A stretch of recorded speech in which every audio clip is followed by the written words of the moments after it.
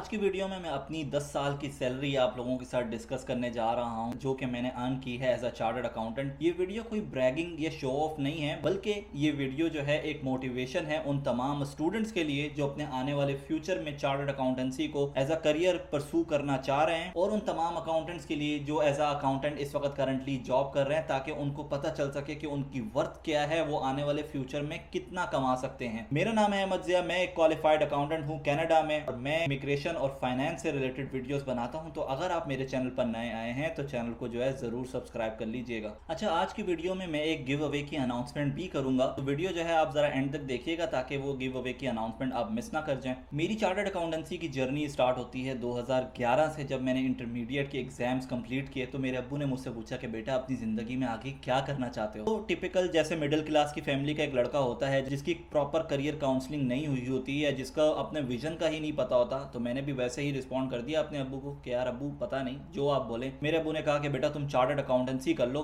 तुम जितनी जो है ना मेहनत करते रहते हो और तुम्हारी जिंदगी में और कोई काम नहीं है पढ़ने के अलावा, तो मुझे लगता है कि तुम चार्टर्ड अकाउंटेंसी कर सकते हो। तो उनकी फरमाइश पे मैंने सीए स्टार्ट कर दिया। 2012 में मैंने चार्टर्ड अकाउंटेंसी स्टार्ट की। चार्टर्ड अकाउंटेंसी के बारे में मैं आपको थोड़ा सा बता दूं कि मेरे टाइम पर मॉड्यूल ए से लेकर एफ तक होता था। तो किसी भी फर्म में आर्टिकलशिप, जिसे हम ट्रेनिंग कहते हैं, वो हासिल करने के लिए आपको एटलीस्ट मॉड्यूल सी तक जो है ना पास कर लेना चाहिए, और मॉड्यूल डी के एग्जाम्स आपने दे दिए होने चाहिए। तो जो है आप अप्लाई कर सकते हैं और तभी आपको कहीं से भी ट्रेनिंग की ऑफर मिलती है। तो 2012 से स्टार्ट किया और 2 साल लगाकर मैंने मॉड्यूल सी के सारे एग्जाम्स दे दी और मॉड्यूल डी की अटेम्प्ट दे दी। उसके बाद मैंने अप्लाई करना शुरू किया ऑडिट फर्म्स में, और within a couple of months मुझे one of the big 4 audit firms, दुनिया में 4 बड़ी ऑडिट फर्म्स हैं, केपीएमजी, पीडब्ल्यूसी, ईवाई और डिलॉयट, उनमें से एक फर्म में मुझे ऑफर मिल गई ट्रेनिंग की। वैसे तो ऑडिट फर्म्स अपने ट्रेनीज को पर मंथ स्टाइपेंड जो देती थी उस वक्त वो थी 9,700 रुपए, लेकिन क्योंकि मैंने मॉड्यूल सी पास किया था और मॉड्यूल डी की अटेम्प्ट दी थी, मॉड्यूल डी का रिजल्ट अभी नहीं आया था, तो मैंने एज एन अनरजिस्टर्ड ट्रेनी उस फर्म को ज्वाइन किया और मेरी पर मंथ सैलरी जो थी वो थी 2500 पर मंथ। 19 नवंबर 2014 को मैंने अपनी ऑडिट फर्म में ज्वाइनिंग दी, और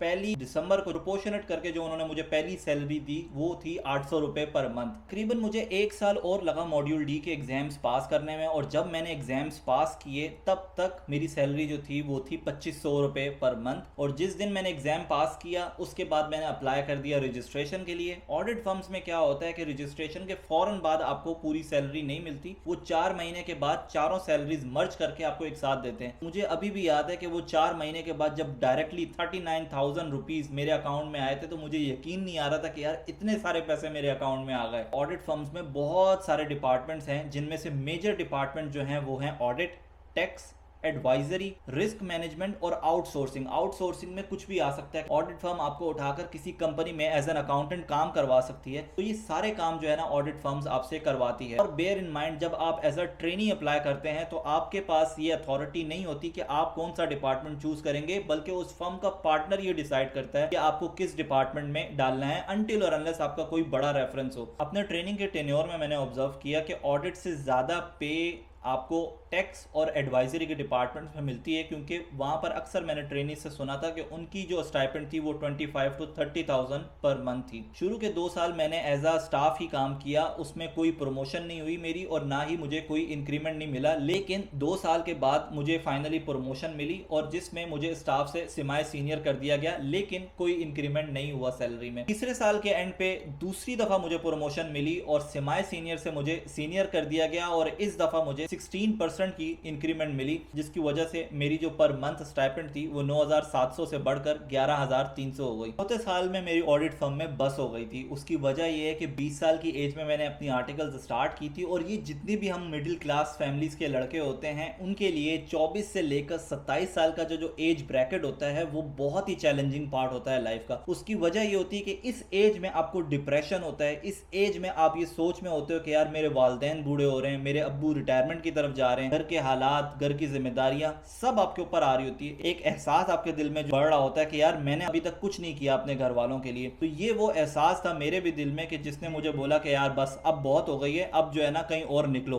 तो 2016 और 2017 के दरमियान में मैंने जॉब सर्च करना स्टार्ट कर दिया था और तकरीबन 1 साल अप्लाई करने के बाद मेरी दूसरी जॉब हो गई और ये भी one of the big 4 audit firm में जॉब हुई। क्योंकि ये एक जॉब थी, कोई ट्रेनिंग या आर्टिकल्स नहीं थी, तो उन्होंने मुझे प्रॉपर सैलरी ऑफर की। मेरी सैलरी थी पर मंथ 45,000 रुपीज और उसके साथ ही साथ मुझे दुबई की सिकॉनमेंट ऑफर की। सिकॉनमेंट बेसिकली ट्रेनिंग को बोलते हैं कि जिसमें ऑडिट फर्म्स आपको एक इंटरनेशनल एनवायरनमेंट में भेजती है ताकि आप एक दूसरे मुल्क में जाएं, डिफरेंट एनवायरनमेंट में काम करना सीखें, फास्ट पेस एनवायरनमेंट में काम करना सीखें। और जब आपको सिकॉनमेंट पे भेजा जाता है तो आपको जो आपकी लोकल सैलरी होती है वो तो मिलती ही मिलती है और सिकॉनमेंट का अलाउंस अलग से मिलता है। तो मुझे जो उस टाइम पे मिला वो 45,000 रुपीज पर मंथ और उसके साथ ही साथ 3,300 दरम पर मंथ भी मिलते थे, जो कि मुझे तकरीबन 3 महीने के लिए मिले। नेक्स्ट ईयर 6 में मुझे 22% का इंक्रीमेंट मिला और मेरी सैलरी बढ़कर 45,000 से 55,000 हो गई पर मंथ। और उसके साथ ही साथ मुझे एक पूरी सैलरी बोनस भी मिली ऑडिट फर्म की तरफ से। जिंदगी में 2 चीजें आप हमेशा याद रखिएगा जब भी आप जॉब कर रहे हो।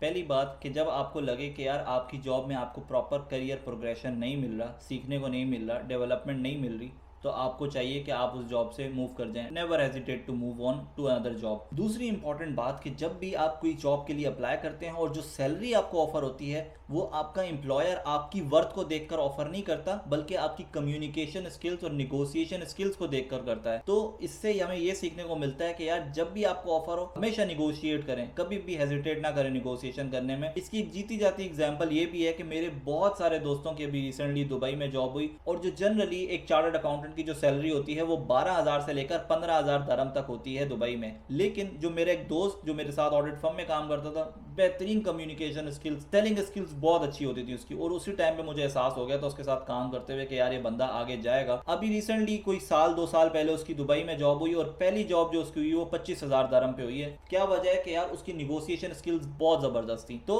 कभी भी आप हेजिटेट मत करें निगोशिएट करने में, आप अपना राइट मांग रहे हैं अपने एम्प्लॉयर से। 2020 स्टार्ट हुआ और ये जिंदगी में बहुत कम लोगों के साथ हुआ होगा कि मैंने एक जॉब के लिए अप्लाई भी नहीं किया और ये ऑटोमेटिकली लिंक्डइन की तरफ से मुझे ऑफर आई। लिंक्डइन पे मैंने प्रोफाइल अपनी बनाई हुई थी, तो एक एम्प्लॉयर ने मेरी प्रोफाइल लिंक्डइन पे देखी और वहीं से मुझे कांटेक्ट किया कि क्या आप हमारी फर्म में काम करने के लिए इंटरेस्टेड हैं। मैंने कहा ठीक है यार कर लेंगे। इंटरव्यू दिया, इंटरव्यू देने के बाद मेरी जॉब हो गई सल्तनत ऑफ ओमान में। सल्तनत ऑफ ओमान में मेरी सैलरी जो उन्होंने मुझे ऑफर की वो थी 725 Omani riyal basic salary. 2 Omani riyal मुझे एक्स्ट्रा ऑफर किए अकोमोडेशन के, 100 ओमानी रियाल एक्स्ट्रा मुझे ऑफर किए ट्रैवलिंग अलाउंस के, और 100 ओमानी रियाल मुझे एक्स्ट्रा ऑफर किए कि अगर आप गाड़ी लेते हैं तो ये आपको तब मिलेंगे। तो टोटल उन्होंने 1025 ओमानी रियाल मुझे ऑफर किए। और इसमें एक बड़ा मजाकिया सीन ये भी है कि मैं अपना खानदान का पहला लड़का था कि जो अपना मुल्क छोड़ के बाहर जॉब करने जा रहा था, और जब मेरी जॉब हुई थी तो पूरे खानदान में मशहूर हो गया था कि भाई अहमद जो है ना मुल्क से बाहर जा रहा है जॉब करने के लिए। और मेरे जो है रिश्तेदार मुझे बुला बुला के पूछ रहे थे कि यार तुम्हारी सैलरी कितनी है। एक रिश्तेदार तो मेरे पीछे ही पड़ गया था और वो मुझे बोला था कि नहीं तू आज अपनी सैलरी बताएगा, और वो मुझे बोलता है कि यार तेरी सैलरी कहीं 400 ओमानी रियाल तो नहीं है। उस वक्त मैं दिल में हंस रहा था कि यार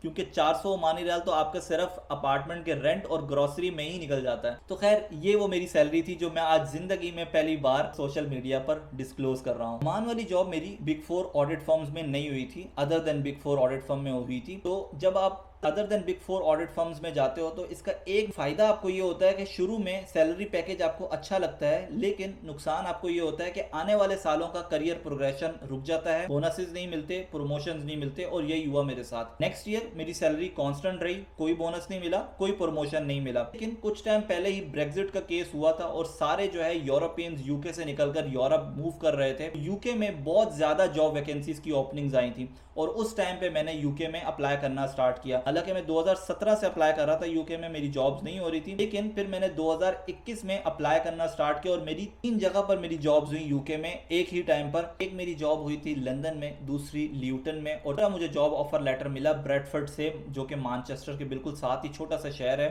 और मैंने ब्रेडफोर्ड वाला ऑफर एक्सेप्ट कर लिया था। उसकी 2 वजह थी, एक ब्रेडफोर्ड की कम्युनिटी और दूसरा वो फर्म जो कि one of the big 4 audit firm थी और उनकी ऑफर भी अच्छी थी। उन्होंने मुझे 39,000 पाउंड्स एनुअल की ऑफर की थी और उसके साथ ही साथ 3,000 पाउंड्स साइन इन बोनस भी ऑफर किया था। लेकिन मेरी खुशकिस्मती ये थी कि जिस दिन मैंने यूके का वो जॉब ऑफर लेटर साइन किया उसके सिर्फ 15 दिनों के बाद मेरी कनाडा में भी जॉब हो गई। और जब कनाडा में जॉब हुई तो फिर मैंने यूके वालों से माजरत कर ली कि भाई मैं आपके पास नहीं आ सकता। उसकी दो मेन वजूहत थी। पहली वजह कि यूके का जो नेशनल हेल्थ सर्विसेज है, जो यूके का इंश्योरेंस है, वो आपको अपनी जेब से पे करना पड़ता है। और यही था मेरे केस में भी कि मुझे 7500 पाउंड अपनी जेब से पे करने पड़ रहे थे। वो मेरा इंश्योरेंस तो रिम्बर्स कर रहे थे लेकिन मेरी फैमिली का रिम्बर्स नहीं कर रहे थे और वो मेरी जेब से आउटफ्लो हो रहा था। कनाडा के केस में मेडिकल 100% फ्री है। दूसरी चीज थी सिटीजनशिप। कनाडा में आपको सिटीजनशिप 3 to 4 इयर्स में मिल जाती है, जबकि यूके में तकरीबन 8 to 10 इयर्स लग जाते हैं। फिर यूके में जो आपका इंश्योरेंस होता है वो हर 3 साल के बाद एक्सपायर हो जाता है और आपको फिर वही दोबारा पेमेंट करनी पड़ती है। तो अक्सर मेरे जो दोस्त वहां पर रहते हैं उन्होंने मुझे बताया कि यार हम लोग तो यहाँ पर सिर्फ सेविंग करते ही इसलिए कि जो सेव करते हैं वो इंश्योरेंस में पे कर देते हैं। तो यही वजह थी कि मैंने डिसाइड किया कि यार चलो कनाडा चले जाते हैं, 4 से 5 साल गुजारेंगे फिर वापस आ जाएंगे। और कनाडा की ऑफर यूके से बहुत अच्छी थी। खैर कनाडा, क्योंकि मैं इस वक्त करंट एम्प्लॉयमेंट में हूँ, करंट एग्रीमेंट में हूँ, तो जो मेरी करंट सैलरी है वो मैं आपके साथ डिस्क्लोज नहीं कर सकता, लेकिन मैं इस पे गिव अवे अनाउंस जरूर कर सकता हूँ कि जो भी बंदा मेरी कनाडा की सैलरी एग्जैक्टली गेस करेगा कमेंट सेक्शन में बताएगा। और अगर विद इन 3 मंथ्स